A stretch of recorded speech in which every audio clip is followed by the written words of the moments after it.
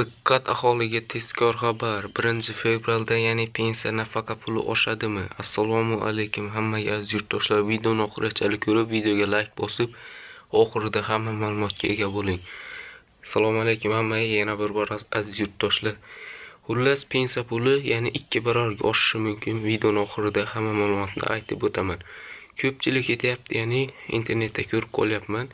Pensiya puli 2 barobarga oshib ketadi deb. Rostdan ham oshadimi? Oshishi mumkin. Sezilarli darajada aziz yurtdoshlar. Hammaning gapiga ham ishonib qolmanglar. Yurtdoshlar, xullas ko'pchilik aytayapti, masala ikkinchi masala, ya'ni pensiya yoshi o'zgaradimi? Yo'q. Ayollar 55 yosh, erkaklar 60 yosh pensiya yoshi.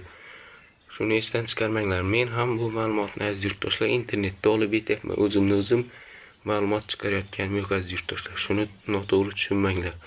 Undan tashqari ko'pchilik negativ yozyapti, negativ yozmanglar. Men ham internetdagi ma'lumotni olib aytyapman sizlarga aziz yurtdoshlar. Shuni esdan chiqarmaymiz. Undan tashqari sizlarga savolim bor, nega ko'pchilik like bosmayapti? Videomiz qiziqarlimi, qiziqarli emasmi? Kommentariyga yozib ketinglar.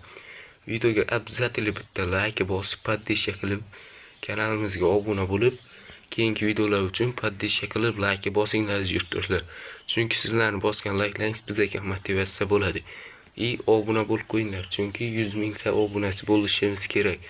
100 mingta obunachi bo'lsak, sizlarga katta yangiligim bor, uni ham aytib o'taman. Undan tashqari dollar kursi oshadimi? Yo'q aziz yurtdoshlar, dollar kursi sekin-sekin oshishi mumkin. Har oyda 5 ming so'm, 10 ming so'm. Ya'ni hozirgi dollar kursini aytib o'tadigan bo'lsam, bozordagi narx 100 dollarimiz 1 million 205 ming so'm bo'lib turibdi aziz yurtdoshlar. Shuni esdan chiqarmaylik. Videoga обязательно bitta like, kanalimizga obuna bo'lib, keyingi video nima haqida bo'lishini kommentariyga yozib keting. Hammaga xayr, sog' bo'ling, salomat bo'ling.